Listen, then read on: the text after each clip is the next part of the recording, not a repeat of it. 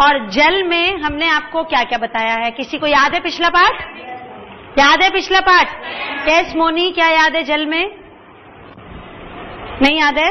लक्ष्मी बताइए। जल हमारे बहुत काम का है, हर चीज में प्रयोग होता है, जैसे कपड़े धुलने में, खाना बनाने में, पीने में। जल का उपयोग हम बहुत जगहों पर करते हैं। और मैंने क्या बताया था? जगह जगह का पानी अलग अलग टेस्ट का होता है। Sit down Lakshmi. पानी को शुद्धिकरण याद है ना किसी को? पानी का शुद्धिकरण कैसे होता है ये सबको मालूम है कि हाँ, जल के स्रोत, जल हमें कहाँ कहाँ से मिलता है। अच्छा, एक बात और हम बताना चाहेंगे कि मैंने बताया था कि इस पृथ्वी पर 3/4 भाग जल है और 1/4 भाग पृथ्वी या जमीन है। पृथ्वी नहीं, जमीन है, मतलब कि सॉलिड, और बाकी 3/4 हिस्सा पानी है। आप लोग इतना पानी का इस्तेमाल करते हो ना? बहुत सारा। सबसे ज्यादा पानी का इस्तेमाल इंसान करता है ना? जानवर, पेड़ पौधे ये सब करते हैं, लेकिन हम लोग सबसे ज्यादा पानी का इस्तेमाल करते हैं। तो ये पानी इस दुनिया से खत्म क्यों नहीं हो जाता? जैसे हम कहते हैं, एक मिनट, मेरा प्रश्न ध्यान से सुनिए।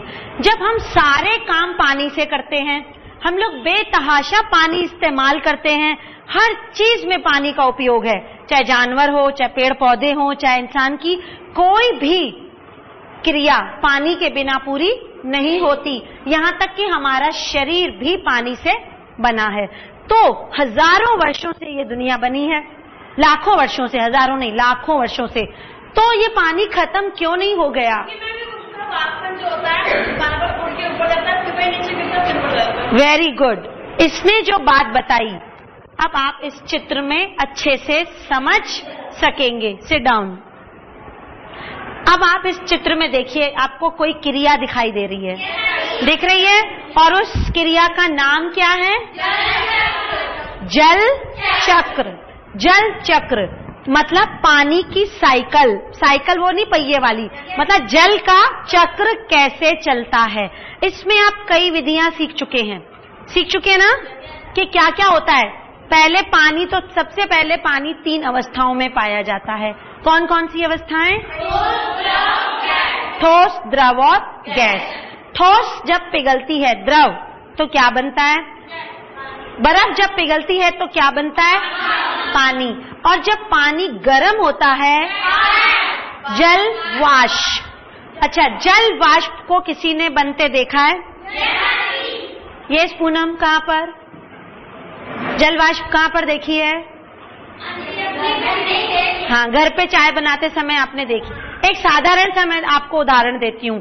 आज सुबह को आप लोगों ने कपड़े धोए थे? सुखाए थे? अभी शाम को घर जाओगी ना, तो क्या होगा? सूख जाएंगे, पानी वाष्प बन के उड़ जाए, है ना? ठीक है, जब पानी वाष्प बन के उड़ गया, है ना, तो वो पानी कहाँ गया? किसी ने देखा? दिखाई नहीं दिया था, लेकिन आपका कपड़ा सूख गया।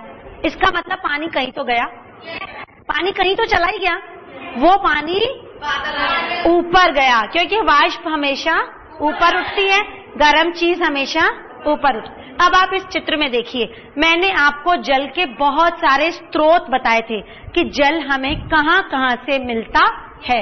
ये देखिए, महासागर सबसे बड़ा स्रोत, नदी, ये पेड़ पौधे, ये पानी को छोड़ते, हरी पत्तियां जब प्रकाश संश्लेषण करती हैं तो पानी की बूंदें निकलती हैं। पानी की बूंदें वाष्प बन के, ट्रांसपिरेशन जिसको वाष्पन कहते हैं, वाष्पन विधि के द्वारा पानी छोड़ता है पेड़ भी, तभी तो पेड़ के चारों तरफ ठंडक होती है, क्योंकि वो पानी बराबर छोड़ता रहता है, जड़ों से लेता है और पत्तियों से छोड़ता है। तो अब आप देखिए किस किस जगह से पानी वाष्पित हुआ, बता? जो कपड़े सूखते हैं वहां से, और धरती में जहां भी पानी अंदर गीला होता है, आपने फर्श धोया, पानी सूख गया, कहां चला गया? जल वाष्प बनके। इसको वाष्पित किसने किया? हाँ, इस चित्र में आपको सूर्य दिखाई दे रहे हैं कि ये सूर्य की रोशनी इसके ऊपर पड़ी, सूर्य की किरणें महासागर के पानी पर, नदी पर, पेड़ पौधों पर, कपड़ों पर, फर्श पर, हर जगह पड़ी। और जब वो पानी की किरणें पड़ती हैं तो गर्म कर देती है ना किसी चीज को। आपको मालूम है कि जल वाष्प तभी बनती है जब पानी गर्म होता है, जब किरणें पड़ी। अच्छा, जब धूप निकलती है तभी तो कपड़े सूखते हैं, है ना। जब बादल होते हैं तो कपड़े देर से सूखते हैं लेकिन देर से। लेकिन जब सूरज की किरणें होती हैं तो बहुत जल्दी सूखते हैं, और जब जल्दी सूखते हैं इसका मतलब कि सूर्य उनकी सहायता करता है पानी को वाष्पित होने में। अब क्या हुआ? ये पानी वाष्पित हुआ, ठीक है ना। पानी वाष्पित होके ऊपर गया।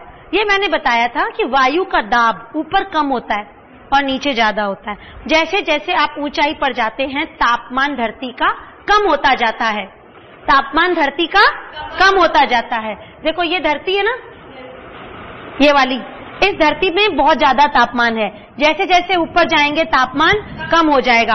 अब यहाँ पे जल वाष्प थी, देखो ये दिख रही है, ये जल वाष्प थी, ये ऊपर चलती गई और वहां ठंडी हो गई। ठंडी होके जल वाष्प क्या बनाएगी? पानी। फिर से पानी बनाएगी, और पानी की जब बूंदें बहुत सारी जमा हो जाएंगी, ठंडी हो जाएंगी, तब वो एक साथ जुड़ जाएंगी और जुड़कर बादल बनाएंगे। पहले बादल हल्के बनते हैं, नीले रंग के हल्के हल्के बादल होते हैं, थोड़े थोड़े। उसके बाद बहुत सारे बादल में जब बहुत सारा पानी भर जाता है तो वो बादल किस कलर? आसमानी कलर जिसको कहते हो, काले बादल कहते हैं। देखो काले मेघ छाए हैं, काले काले बादल आए हैं। तो जब ये कलर इनका ब्लैक हो जाता है, ग्रे कलर का, आसमानी कलर कहते हो ना, क्या कहते हो? ग्रे कलर को, काला और सफेद मिला हुआ जो रंग होता है, ग्रे कलर के बादल बन जाते हैं। और जो ग्रे कलर के बादल होते हैं उनमें बहुत पानी होता है, बहुत भारी बादल होते हैं। जब कभी ग्रे बादल छा जाते हैं तो हम लोग क्या कहते हैं? आज बारिश आने वाली है। जब बादल इतना भारी हो जाता है, जब पानी इतना भर जाता है, तब यही बादल फिर से बारिश के रूप में नीचे गिर जाता है। और जब बारिश के रूप में नीचे गिरता है तो ये नदी फिर से पानी से भर जाती है। मतलब जितना पानी हमने ऊपर आसमान को दिया था जल वाष्प के रूप में, जैसे कपड़े सुखाने, फर्श धोने, महासागर ने, पत्तियों ने, धरती ने, वो सब वापस आ गया। वो सारा वापस आ गया। वापस कैसे आ गया? वर्षा से। वर्षा के पानी से बारिश हुई और हमारे नदी, नाले, तालाब सब भर गए। इसका मतलब जल चक्र चला। जल चक्र चला। जब जल चक्र चलता है तो दो क्रियाएं होती हैं। किसी भी जल चक्र के अंदर दो क्रियाएं होती हैं। एक तो जो पानी है, ये क्या होता है? जल वाष्प बन जाता है ना। जल वाष्प पानी कैसे बनता है? सूर्य की गर्मी से। सूर्य की गर्मी से, या हम अभी किसी चीज को गर्म करें, है ना, तो भी होगा तापमान से, ताप से। किससे? तो इस क्रिया को जब पानी सूर्य की गर्मी से या तापमान बढ़ाने से जल वाष्प में बदल जाता है, तब हम उसको कौन सी विधि कहते हैं? वाष्पन विधि। ठीक है। अब ये जल वाष्प आपने देखी, ठंड ऊपर चली गई बादल बनाने के लिए, और जब जल वाष्प फिर से पानी बन जाती है तो इस विधि को क्या कहते हैं? संघनन। जब जल वाष्प ठंडी हो जाती है, जब जल वाष्प ठंडी होके फिर से जल बनाती है या बादल, जल बनाती है या बादल बनाती है, तो इस विधि को हम संघनन कहते हैं। क्या कहते हैं? संघनन कहते हैं। ठीक है। अब संघनन और वाष्पन, ये दो क्रियाएं हमारे वातावरण में हर समय होती रहती हैं। होती हैं कि नहीं? अगर ये होना बंद हो जाएंगी तो जल चक्र भी बंद हो जाएगा। ये दोनों क्रियाएं लगातार होती रहती हैं, हमारे कपड़े सूखते रहते हैं। अच्छा, जब पानी बरसता है तो सबसे ज्यादा खुशी किसको होती है?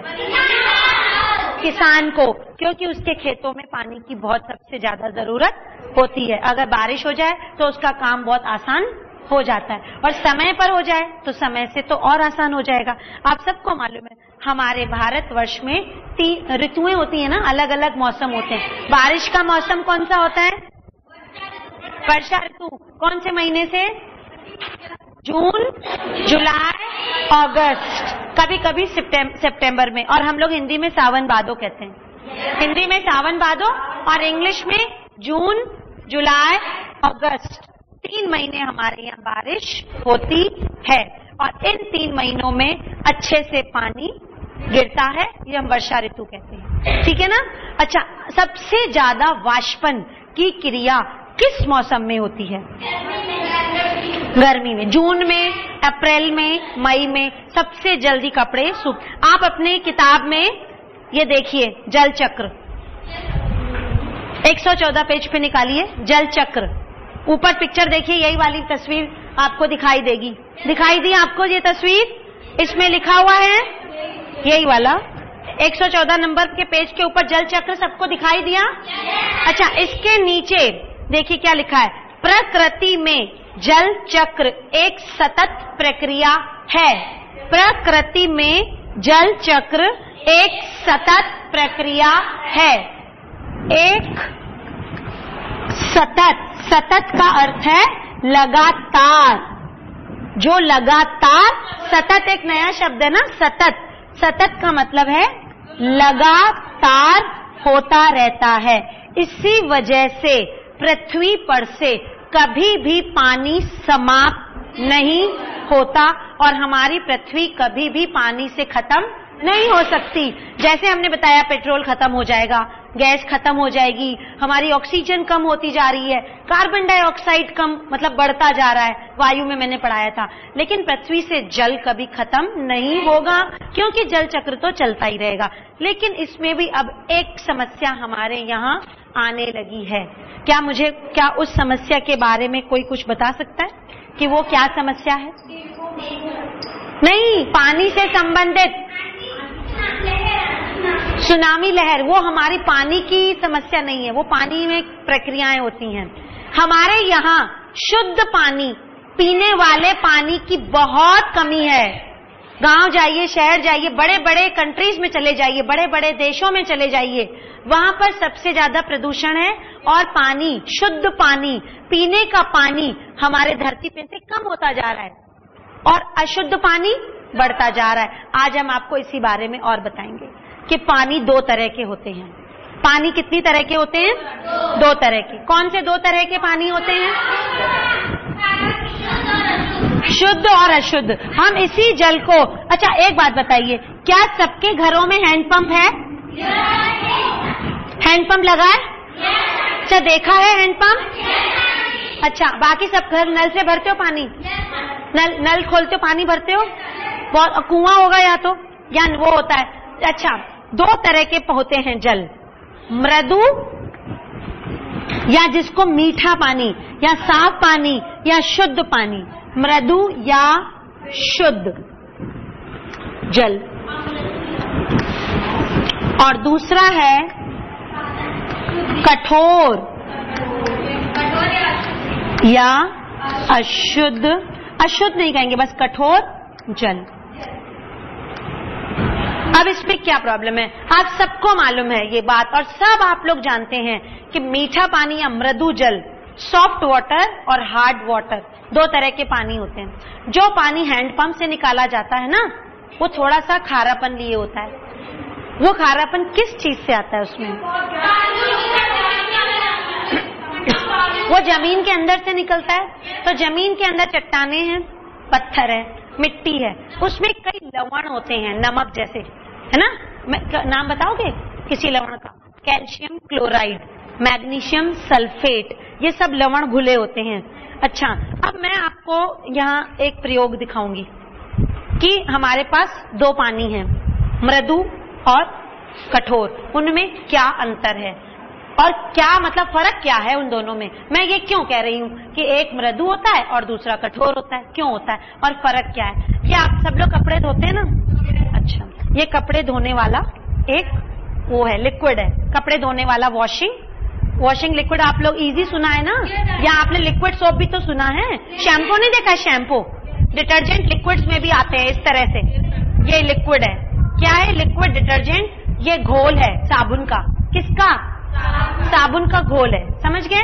इसको हम पानी में डालेंगे तो झाग उत्पन्न होगी, होगी कि नहीं होगी। आप यहाँ पे दो बीकर देख रहे हैं, दो बीकर, एक में पानी है और दूसरे में भी पानी है ना, दो में पानी दिख रहा है। अब मुझे ये तो मालूम नहीं कौन सा मृदु है और कौन सा कठोर है ना, बस मैं ये कह रही हूँ कि दो पानी मुझे दिख रहे हैं, एक ये पानी है और एक ये पानी है। अब हम दो जने इधर आ जाइए, कोई से भी दो जने, आप एक इधर खड़े होइए, हाँ, और आप भी आ जाओ इधर खड़े हो। अब मैं आपको थोड़ा सामने मुंह करके उधर, हाँ, एक में मैं ये पानी डाल रही हूँ, तुम इसको पकड़ो, देखो इसको प्रीति को मैंने पानी इसमें से दिया और इसको पानी इसमें से दिया, ठीक है। ये मालती, तुम ये पानी पकड़ो, और ये क्या था, हाँ, डिटर्जेंट, साबुन, घुला हुआ साबुन। अब इसमें मैं एक बूंद साबुन की डालती हूँ, देखो साबुन है ना, आप देखिएगा, ज्यादा नहीं, एक बूंद डालूंगी, एक बूंद या थोड़ा सा, गया, चला गया, सबको जाते हुए दिखा, पकड़ो। अब एक बूंद हम इसमें डालेंगे,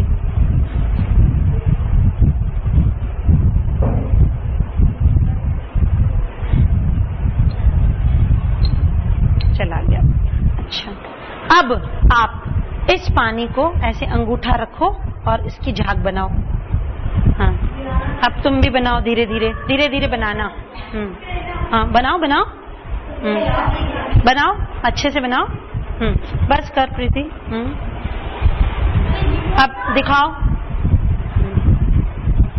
कुछ दिख रहा है, तुम भी बनाओ, हाँ, झाग, क्या दिख रही है, झाग, ये देखिए, ये क्या दिख रहा है, और नीचे साफ पानी दिख रहा है और ऊपर पानी की ये झाग कहाँ से आई, हाँ, साबुन। आप लोग कपड़े धोती हैं, डिटर्जेंट डालते हो या रिन से हम लोग कपड़े धोते हैं, ठीक है ना। ये कौन सा वाला पानी था, ये वाला पानी था, और ये वाला, तुम इसकी झाग देखो मालती, अच्छा अपनी जगह बैठो, जाओ, देखो ये मालती ने झाग बनाई। अच्छा, अब मैं और करूं, देखो शायद बन जाए, नहीं बन रही है, बिल्कुल नहीं बन रही है ना, देखो इतनी कम बनी। अच्छा, और इसको देखो, पूरी भर गई, देखो झाग से, सबको दिख रही है। तो इससे आपको क्या पता चला, आंटी, जो साफ पानी होता है उसमें ज्यादा झाग बनता है और जो गंदा पानी है उसमें कम बनता है। कठोर, गंदा नहीं, कठोर, जो कठोर जल होते हैं वो साबुन के साथ झाग बहुत कम देते हैं, और जो शुद्ध जल या मृदु जल होता है वो साबुन के साथ झाग बहुत ज्यादा देता है, कपड़े जल्दी साफ हो जाते हैं, और इसमें कपड़े देर से साफ होते ना। जो हैंडपंप के पानी में कपड़े थोड़े देर से साफ होते हैं और उनका जो झाग है वो ज्यादा नहीं हो पाता, रगड़ते जाओ साबुन भी ज्यादा खत्म होगा आपका, और इसमें एक चम्मच सर्फ का डालोगी, पूरी बाल्टी झाग बन जाएगी। अगर आपका जिसमें नमक मिला खारा पानी है, अगर उसमें कपड़े धोगी तो कपड़े ज्यादा अच्छे से साफ नहीं होते हैं। ये फर्क है मृदु जल का और कठोर जल का। अब हम आपको एक बात बताएं, अगर ये हम कहते हैं कि ये मृदु जल है, ये कठोर जल है, तो इसमें ऐसी कौन सी चीज है जिसकी वजह से ये कठोर है? लवण। किसकी वजह से? नमक तो है लेकिन उनको हम कहते हैं लवण। और वो कौन से लवण हैं जिसकी वजह से इसमें पानी में कठोरता आ जाती है, वो है कैल्शियम क्लोराइड। क्या है? Calcium chloride. नाम याद रखिएगा, कैल्शियम क्लोराइड। मैग्नीशियम,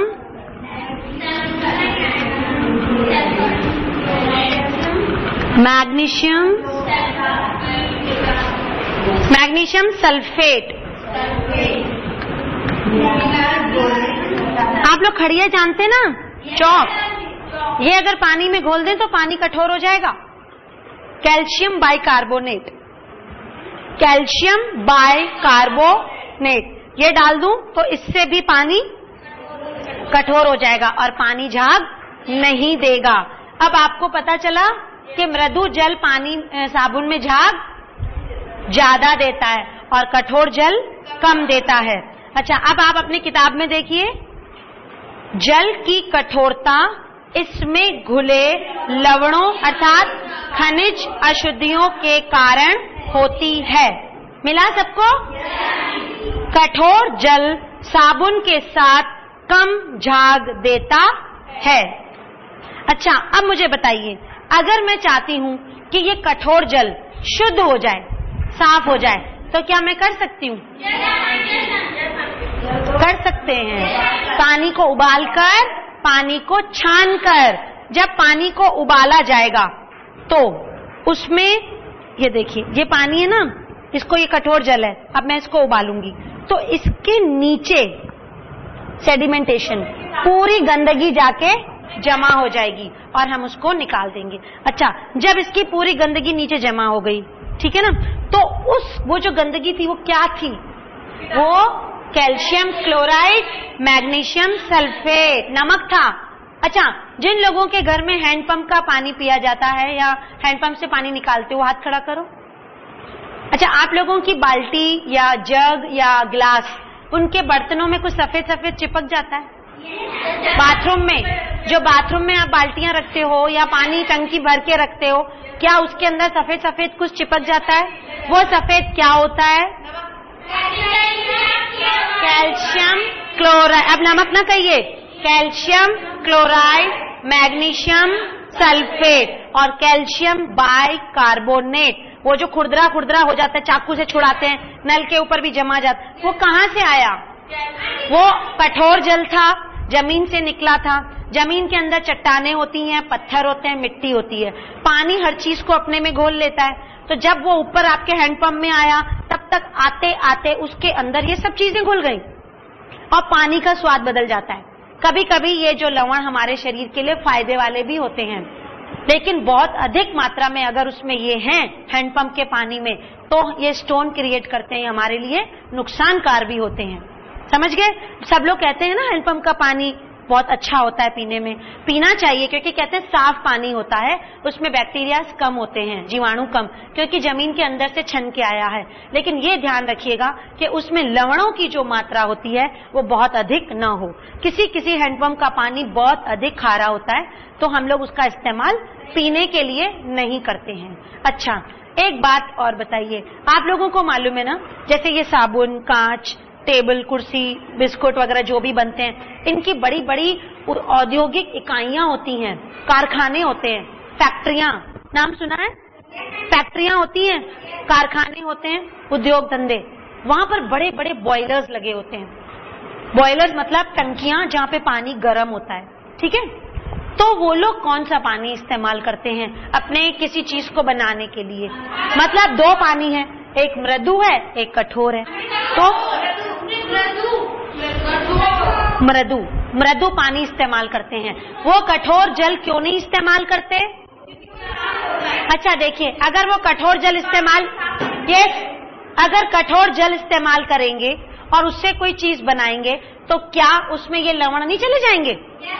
और दूसरी बात, कठोर जल अगर उबाला जाता है तो कभी कभी बॉयलर फट जाते हैं, उनमें तापमान इतना ज्यादा हो जाता है कि उसकी वजह से बॉयलर टंकी फट जाती है और उस टंकी के अंदर ये लवण नीचे जम जाते हैं। जमने की वजह से उसमें तापमान ठीक से ऊपर तक नहीं पहुंचता। ये आपके इसमें लिखा हुआ है, देखिए, कठोर जल उद्योगों के लिए उपयोगी नहीं होता है। कठोर जल उद्योगों के लिए उपयोगी नहीं होता है।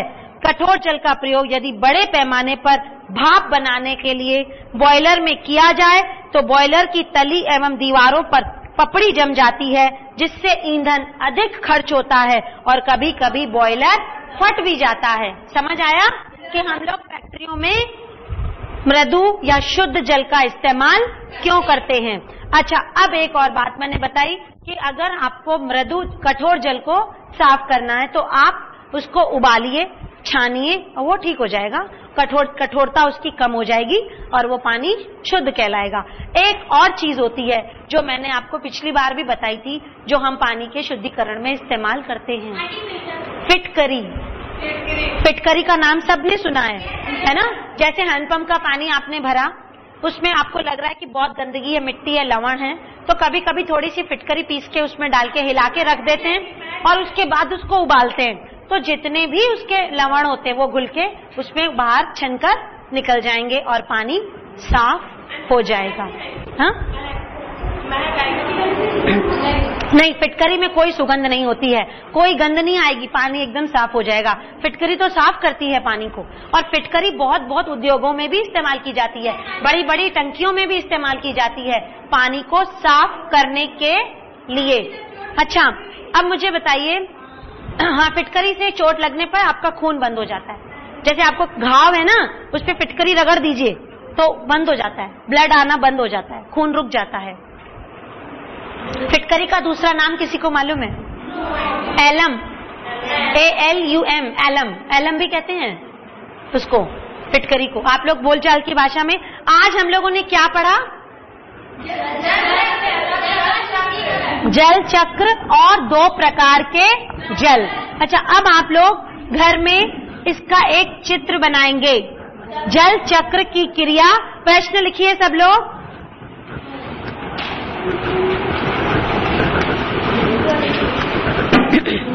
जल चक्र की क्रिया का चित्र बनाइए और जल चक्र में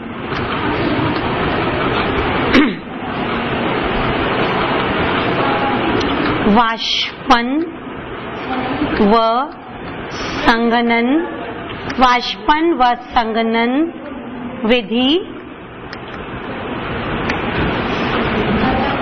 समझाइए।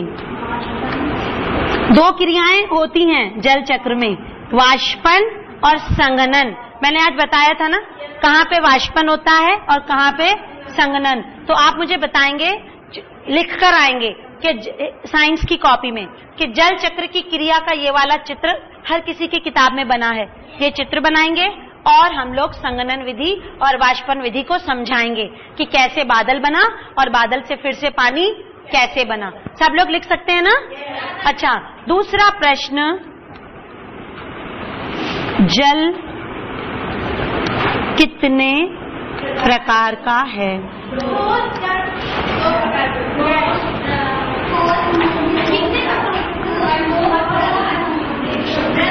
जल कितने प्रकार का है? वर्णन करो, पूरा बताना।